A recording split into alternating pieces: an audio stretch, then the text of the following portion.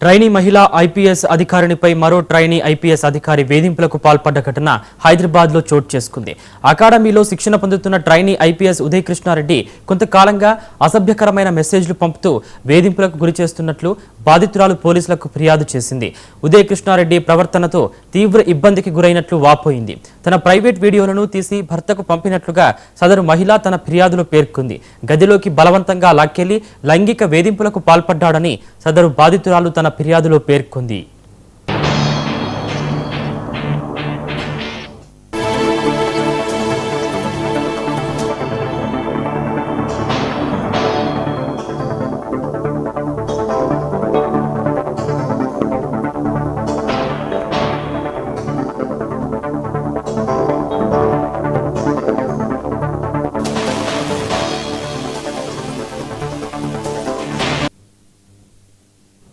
బాధితురాలి ఫిర్యాదు ఆధారంగా ట్రైనీ ఐపీఎస్ ఉదయ్ కృష్ణారెడ్డిపై అత్తాపూర్ పోలీసులు కేసు నమోదు చేశారు.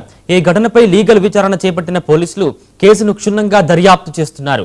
దేశ రక్షణ బాధ్యతలు చేపట్టబోయే కాబోయే ఉన్నతాధికారుల శిక్షణా కేంద్రంలోనే ఇలాంటి ఘటన వెలుగు చూడటం టెక్ వర్గాల్లో పోలీస్ శాఖలో చర్చనీయాంశంగా మారింది.